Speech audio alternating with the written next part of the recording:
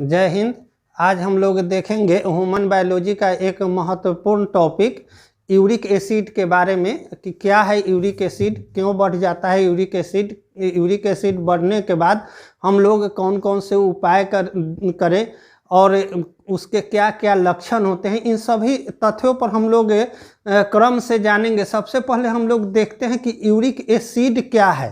तो uric acid जो है ह्यूमन बॉडी का इंडिंग प्रोडक्ट होता है और उसको हम लोग कह सकते हैं मेटाबॉलिज्म जो होता है ह्यूमन बॉडी में।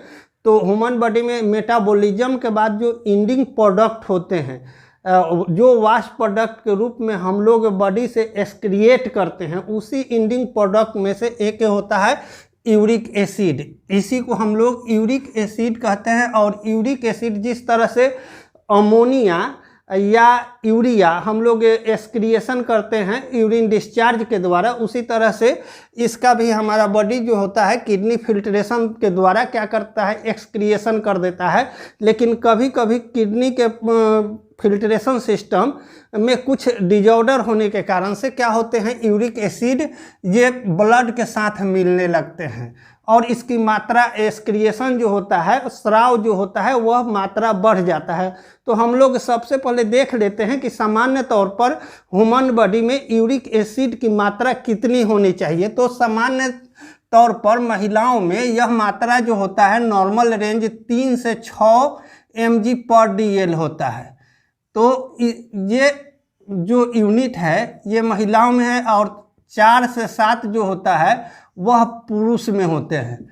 तो यह अगर इसके बीच में यूरिक एसिड का बॉडी में, ह्यूमन बॉडी में अगर इसका लेवल है तो वह सामान्य तौर पर सामान्य है, क्योंकि इतने यूरिक एसिड को हमारा किडनी फिल्ट्रेशन करके एक्सक्रिएशन कर देता है। लेकिन अगर इसकी मात्राएं बढ़ती है, 3 से 6 से ज़्यादा होता है, तो वह क्या होता है, धीरे धीरे जो यूरिक एसिड होते हैं वो ब्लड सर्कुलेशन में आने लगते हैं और ब्लड सर्कुलेशन में जब आते हैं तो वो तरह तरह के रोग उत्पन्न करते हैं। तो उसके बारे में हम लोग जानेंगे। सबसे पहले ये यूरिक एसिड हम लोग समझ गए कि यूरिक एसिड क्या है।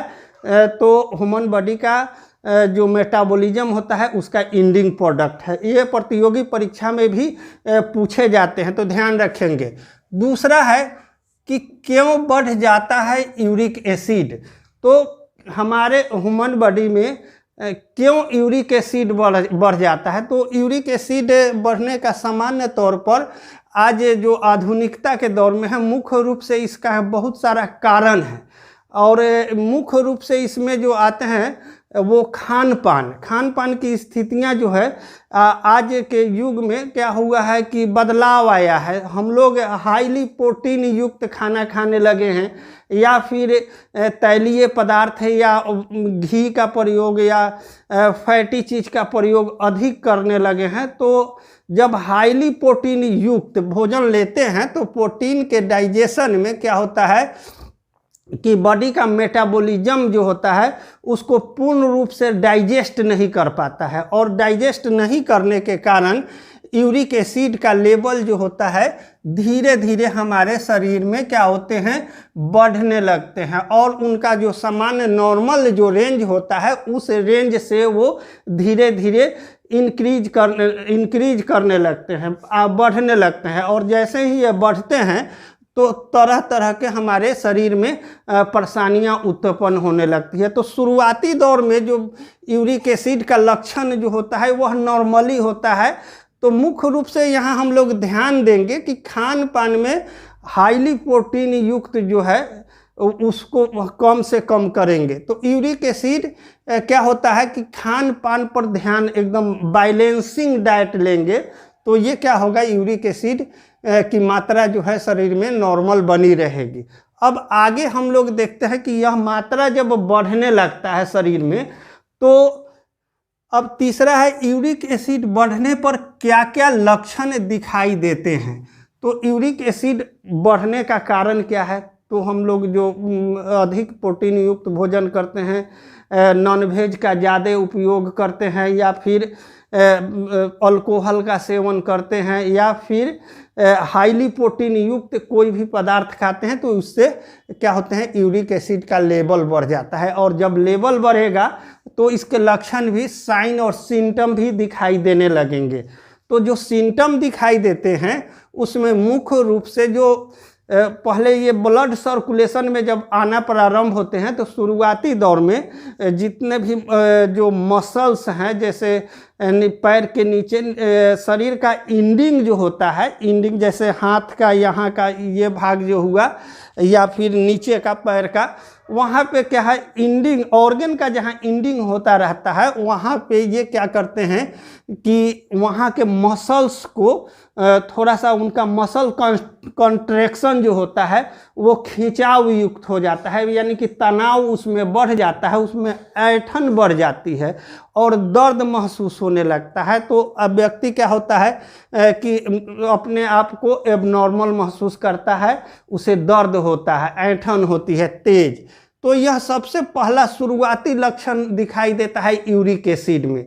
दूसरा, अगर इसका लेवल थोड़ा सा और ज़्यादा बढ़ता है तो वो क्या होते हैं कि ज्वाइंट पेन, जहाँ भी बॉडी में, बहुत सारे हमारे बॉडी में ज्वाइंट हैं, तो ज्वाइंट जो होते हैं, तो हमने बताया कि जैसे इंडिंग ऑर्गन जो होगा नीचे या हाथ में इंडिंग, वहाँ पे सबसे पहला ये इफेक्ट करते हैं। तो इनका प्रभाव सबसे पहला उन्हीं ज्वाइंटों पर देखा जाता है। तो जैसे ये है कलाई का या फिर ये फिंगर है, यहाँ पे असहज जो ज्वाइंट हैं, ये यहाँ पे क्या होंगे कि यूरिक एसिड की मात्रा जमने लगेगी। तो वास्तव में यूरिक एसिड जो होते हैं क्रिस्टलीय होते हैं, और हमारा जो ये जितने भी ज्वाइंट है वहाँ पे साइनोवियल लिक्विड होता है। तो साइनोवियल लिक्विड का मुख्य कार्य होता है कि ज्वाइंट को फ्री रखना। जिस तरह से वायरिंग में ग्रीस और मोबिल से वो फ्री रहते हैं, तो उसी तरह से साइनोवियल लिक्विड जो होते हैं वो क्या करते हैं, ज्वाइंट को मूवेबल बनाते हैं, आसानी से वो क्या करते रहते हैं, मूव करते रहते हैं। तो ये यूरिक एसिड की मात्रा जैसे ही बढ़ने लगती है बॉडी में, तो क्या होता है कि साइनोवियल लिक्विड को वह कम करने लगता है, और साइनोवियल लिक्विड की मात्रा जब कमने लगती है तो जो ज्वाइंट होते हैं वहाँ हड्डी को मुड़ने में क्या होती है, परेशानी होती है। और उससे जैसे ठेहुना में है वहाँ नीचे जो नी के पास है, या फिर मेटाटार्सल बोन जो होते हैं जिसको हम लोग हील बोन कहते हैं, जिसको एड़ी भी हिंदी में कहा जाता है, वहाँ पे, या अंगूठा का, पैर का जो अंगूठा होता है वहाँ पे क्या होते हैं, यूरिक एसिड जमने लगते हैं। तो वो जमते कैसे हैं, क्योंकि ये प्यूरिन होता है, यूरिक एसिड प्यूरिन को क्या करता है कि वहाँ धीरे धीरे क्रिस्टलीय होने के कारण, और साइनोवियल लिक्विड जो होते हैं वो चिपचिपा होते हैं, कार्टिलेजियस होते हैं, इस कारण से उसमें वह जाकर धीरे धीरे वहाँ सटने लगता है। और जैसे ही वहाँ पे ये यूरिक एसिड जमा होने लगेंगे तो वहाँ जो हड्डी का मूवमेंट है, जो ज्वाइंट का मूवमेंट है, साइनोवियल लिक्विड कम होते जाएगा और यूरिक एसिड की मात्राएं क्या होती है, बढ़ती जाती है। इस कारण से हमारा जो नॉर्मली ज्वाइंट जो होता है काफ़ी माने दिक्कत होने लगता है मूव करने में, और हमें क्या होती है, दर्द महसूस होता है। तो और कभी कभी यह जब अधिक मात्रा बढ़ जाएगा यूरिक एसिड का, तो क्या होगा, ज्वाइंट पेन के बाद वह गाउट, गेठिया का रूप ग्रहण कर लेता है। क्योंकि ज्वाइंट के चारों तरफ अगर दो ज्वाइंट है और इस ज्वाइंट के बीच में जो साइनोवियल लिक्विड है, इसी के बीच में ये क्या होंगे, धीरे धीरे जमने लगेंगे, और इस तरह से इसका मूवमेंट जो होगा फुल्ली ब्लॉकेज करेंगे। धीरे धीरे ब्लॉक करते हैं, एकाएक ब्लॉक नहीं करते हैं। तो जब ये लिक्विड साइनोवियल ख़त्म होने लगता है तो हड्डी में एक आवाज़ आती है कटकटाहट की। तो ये साइनोवियल लिक्विड को फिर से हम लोग दवा के द्वारा या अन्य उपचार के द्वारा, जिसको हम लोग आगे देखेंगे, ये क्या करते हैं। तो ये पहला लक्षण है। दूसरा लक्षण जब ज्वाइंट को प्रभावित करेगा। तीसरा, जब यूरिक एसिड की मात्रा अधिक बढ़ जाएगी तो उसको गाउट का रूप ग्रहण कर लेगा, वहाँ यूरिक एसिड जम जाते हैं। यह हालांकि लास्ट स्टेज में होता है गाउट, शुरुआती दौर में ये नहीं होते हैं। और तीसरा जो है क्या होता है कि तब वहाँ से एक तीक्ष्ण दर्द, तब एक जोरदार दर्द होगा, जिस तरह से इसमें टीसन जैसे सुई जो भोंका जाता है उस तरह से उसमें टीस की तरह दर्द महसूस होगा। तो समझ लीजिए कि यूरिक एसिड का लेवल काफ़ी बढ़ गया है। अब हम लोग आगे देखेंगे महत्वपूर्ण सामान्य जानकारी के लिए कि यूरिक एसिड बढ़ने से कौन कौन सा रोग होता है। तो रोग जान गए हैं कि सामान्य तौर पर मसल्स के कंट्रैक्शन में क्या होता है, खिंचाव महसूस होता है। दूसरा है कि वो साइनोवियल लिक्विड को कम कर देते हैं। तीसरा है गाउट का रूप ग्रहण कर लेते हैं। और अब देखेंगे कि यूरिक एसिड कम करने के लिए क्या क्या करें। खान पान में अगर यूरिक एसिड की मात्रा बढ़ गई है तो इसके मात्रा को हम लोग कैसे कम करें। तो सबसे पहला उपाय है कि यहाँ हम लोग बैलेंसिंग डाइट पर सबसे ज़्यादा ध्यान देंगे कि भोजन जो हो वो संतुलित हो और उसमें प्रोटीन की मात्रा कम हो। प्रोटीन का डाइजेशन जो मेटाबॉलिज्म होता है लॉन्ग टर्म में होता है, इस कारण से यूरिक एसिड क्या होते हैं कि उसको वह डाइजेस्ट नहीं करा पाते हैं। तो सबसे ये देख लेंगे कि बैलेंसिंग डाइट हो। अब डाइट में क्या क्या ले, तो नॉन वेज को हम लोग क्या करेंगे कि फुल्ली इग्नोर करेंगे, नॉन वेज को नहीं खाएंगे।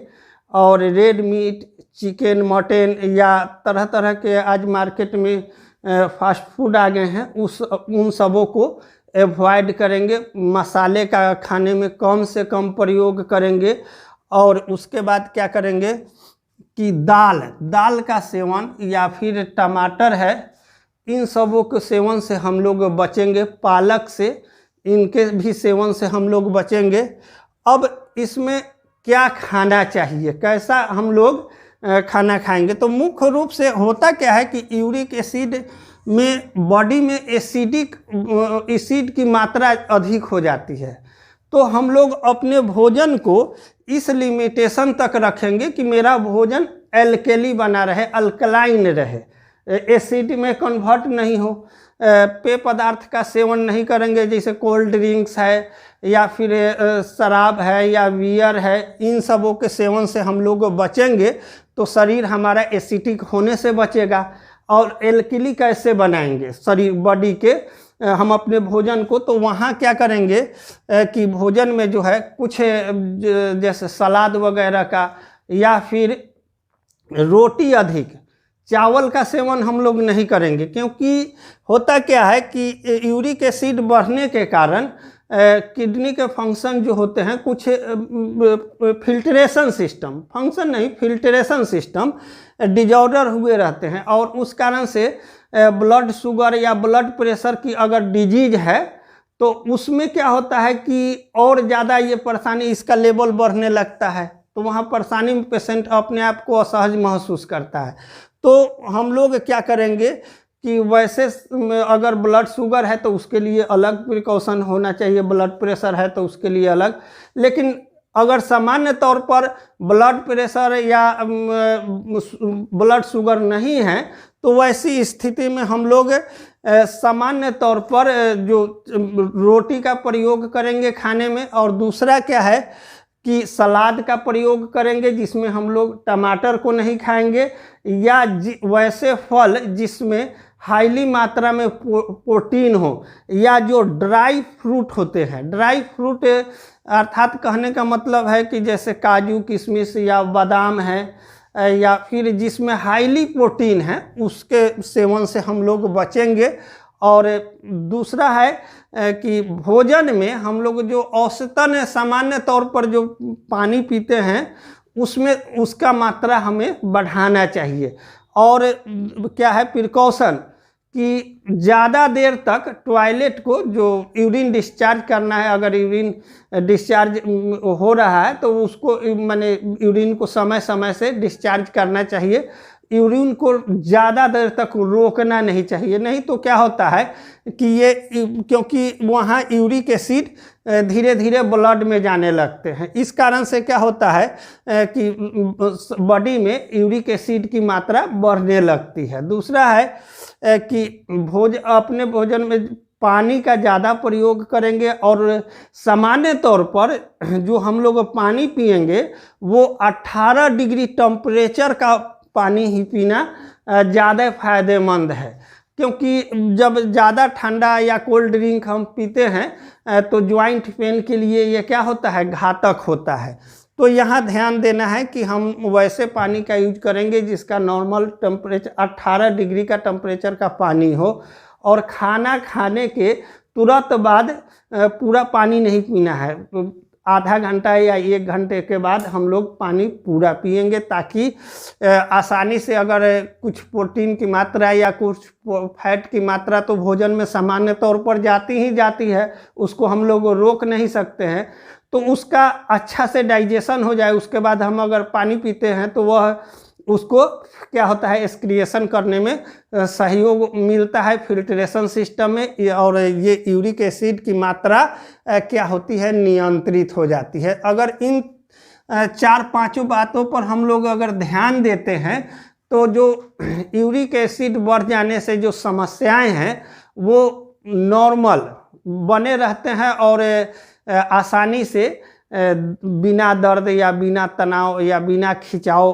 के, ज्वाइंट में कोई खिंचाव नहीं होता है, और आसानी से हम लोग सामान्य तौर पर जीवन को जीते हैं। और इसके लिए एक और प्रिकॉशन लेना चाहिए कि सुबह में मॉर्निंग वॉक हो, या जैसे बैडमिंटन हो या क्रिकेट, यानी कि किसी न किसी रूप में अस्थायी नहीं रहना है, और ज़्यादा रेस्ट नहीं लेना है, और क्या करना है कि थोड़ा सा टहलना है, अपना फिजिकली फिट के लिए फिजिकल वर्क करना है, थोड़ा सा साइकिलिंग कर लिए, या फिर बैडमिंटन या कोई ऐसा खेल खेल लिए जिसमें हमारे ज्वाइंट पर जोर पड़ता हो, और इस तरह से धीरे धीरे यूरिक एसिड की मात्रा नियंत्रण हो जाती है।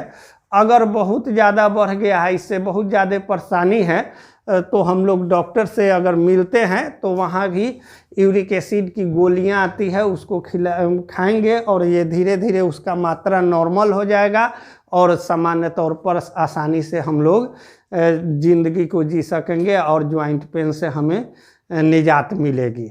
ठीक है, और मेरे द्वारा बताई गई जानकारी आप सभी को अच्छा लगा होगा तो मेरे चैनल को लाइक शेयर सब्सक्राइब करेंगे। थैंक यू, धन्यवाद।